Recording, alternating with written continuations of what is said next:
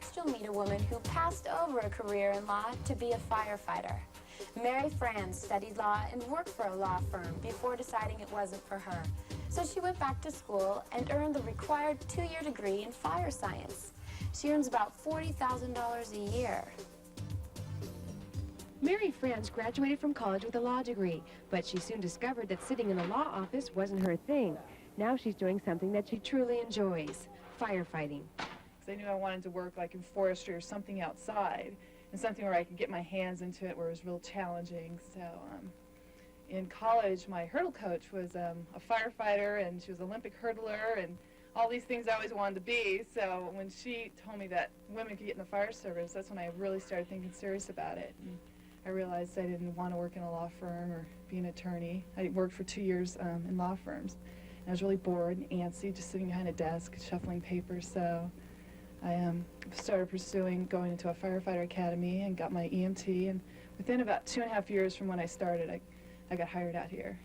Mary works at the Lawrence Livermore National Laboratories, which is like a small town in itself, and that keeps her busy. We respond to medical emergencies and fire emergencies, and I might say 90% of our responses are medical, and 10% are fire, and we have false alarms and numerous other things. And in our first 2 years, we were driver operators, engineers, so we operate the pumps and drive the apparatus and drive the ambulance and all kind of various other duties out here, like flow testing buildings and flowing hydrants and inspecting buildings. And we normally out here we might have 2 or 3 calls a night on the average, maybe 1. We get pretty lucky because, like I said, there's 3,000 or 4,000 employees out here, and as soon as they go home, it quiets down, so you don't have the medicals to respond to, and you don't have the incidents of people smelling something or seeing something or the potential of creating a fire. So it seems like as soon as everybody else goes home, a lot of the incidents of having a call goes down too. So we're on until 8, and most of us, about 5 or 6, we put on our sweats and T-shirts and start making dinner and, maybe make your bunk and read a book. And it's just like, all of a sudden, it's just like being at home. You might watch some TV, make dinner together, and sit around and read, play games. Sounds like a pretty nice job, and that's why it's so competitive these days. For every position available in a fire department, say there's 1 position, there's probably 1,000 applicants. And there's probably 800 of those that are going to pass the test. They're not just letting anybody get in a Firefighter 1 academy. They want to see that you've tried to volunteer for a department. They want to see that you've gone to college and tried at least taking some fire science courses and shown an interest. Because so many people will say, oh, I want to be a firefighter because I want all those days off. They don't want people like that.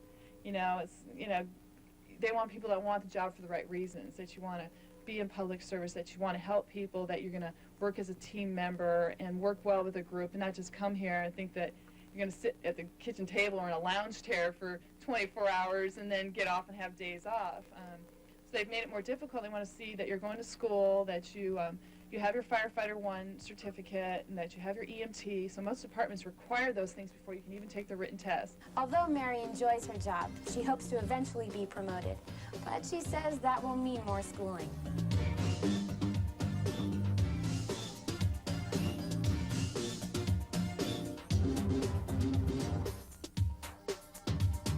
Belaustegui has parlayed her ability to work with her hands into a position as a television cable installer.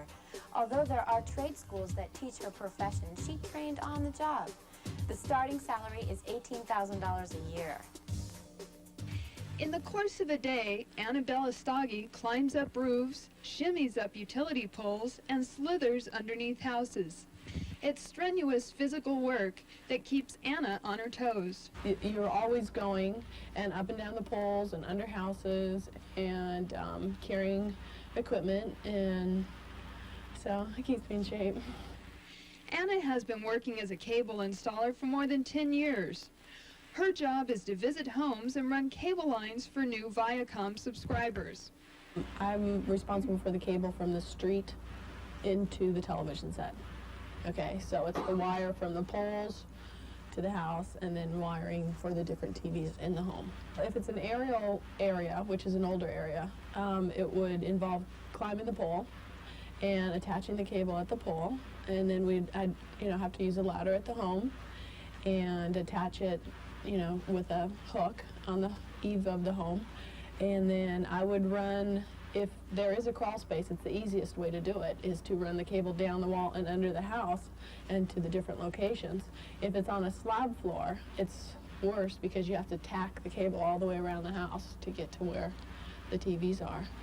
So actually, under the house may look dirty or messy or something, but it's the easiest way. The job requires her to be in good physical shape and to be able to lift about 75 pounds. Because of the physical demands, the job, she admits, is not for everyone. Like, I get bruises, but, you know, I'm not worried about that. Or, you know, a woman who's worried about her fingernails and, you know, my hair is dragging in the dirt. You know, you can't worry about those things. You go home and take a shower. The job is suited to someone who is organized and works well independently. So I work independently, and that's good because no one's, you know, right there telling you what to do. And so I'm responsible for myself and my own work orders, and that's good. And I like I said, being outdoors, and it's kind of tough in the rain, and sometimes it gets hot in the summer, but I wouldn't like to be sitting at a desk. Anna received her training on the job, but she says there are trade schools for cable installers. Anna says she realizes the strenuous demands will make it difficult to do the job as she gets older. She hopes in the future to become a supervisor. It would entail less physical, you know, work. It would, I like, you know, working with people, and I'd like to supervise the installers. I can't do this forever. You know, my body's not going to last that long. In the meantime, however, she says even though it may be a dirty job, she wouldn't give it up. Relying on her physical abilities is an important part of Anna's job. It's one that not only keeps her satisfied, but in tip-top shape.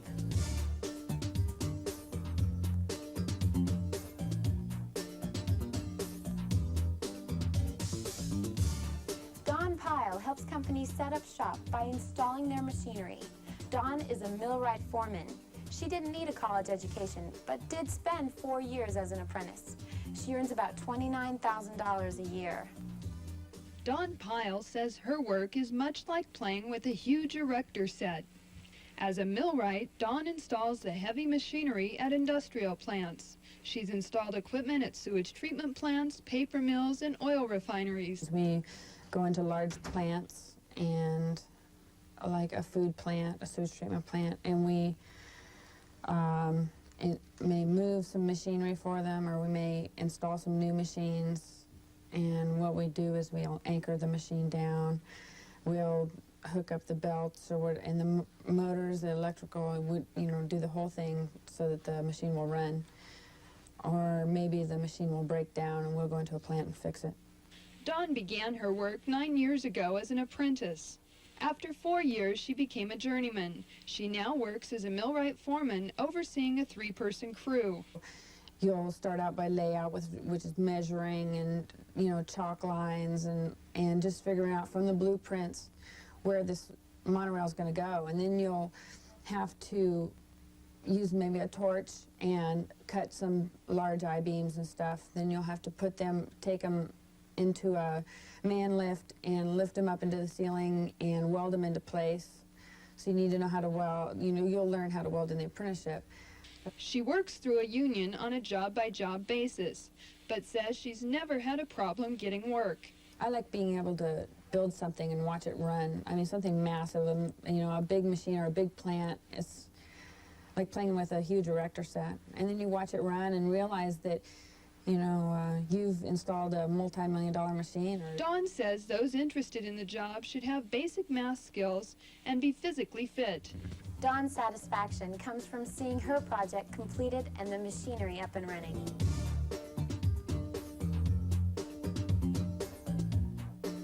Helping to solve other people's problems is what Cynthia Campanile's job is all about.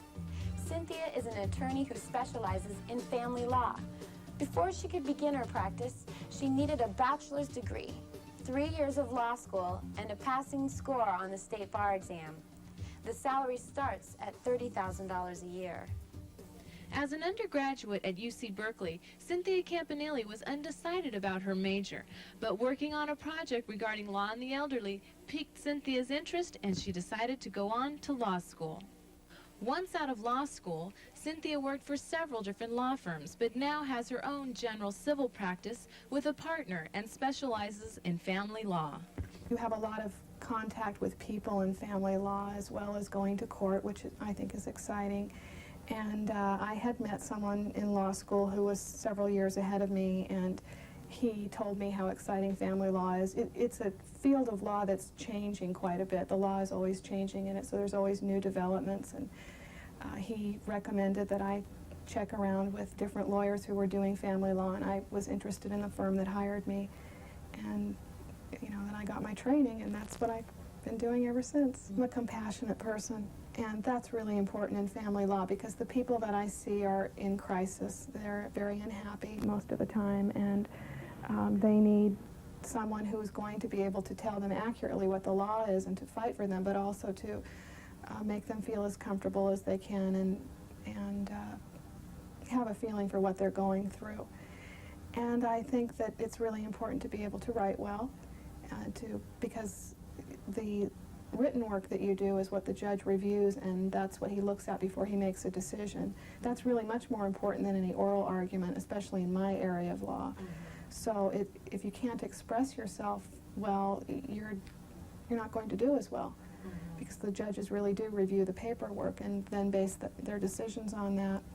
And of course you have to be somewhat articulate. You have to be able to get your point across. Perhaps the judge will ask you questions, or you may have to question witnesses. And you have to be able to do that effectively as well. I really like what I'm doing. I like meeting new people and working with my clients. I really feel that I can help them. And like I said, I can tailor it so that I can spend time with my family if I want to, or be in the office. So that's been very nice. I don't feel like I need to be here at 8 o'clock because an employer is telling me I have to be here. I make my own hours, you know, within reason. Cynthia says law school and the bar exam are an endurance test you've got to get through. But once you have that ticket to practice, everything is fine, and you can enter a field full of opportunities. Well, it's an exciting field. There's such an opportunity here for women because there's just many different areas of law to go in, and you can tailor whatever you're interested in. You need to do well in school. You need to get good grades. You need to take classes that will help you to write well and to speak well, and to research. Research skills are very important. And to go for it. It's a great field. Cynthia's strong communication skills and compassion for others have led to a rewarding, high-paying career.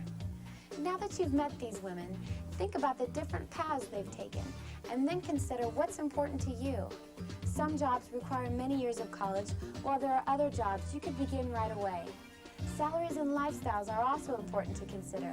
The choices and opportunities are wide. We hope these examples help you make the decisions that are right for you. This tape has been prepared by the Livermore Pleasanton Dublin branch of the American Association of University Women, who have a long tradition of promoting equity for women. Their purpose in this project is to create an awareness of careers that provide higher incomes and a greater opportunity for advancement than careers traditionally associated with women. If you're interested in finding out more, see your career counselor about our mentor program and the curriculum guide. This can start you on your personal career path to a great job with a great salary. Good luck.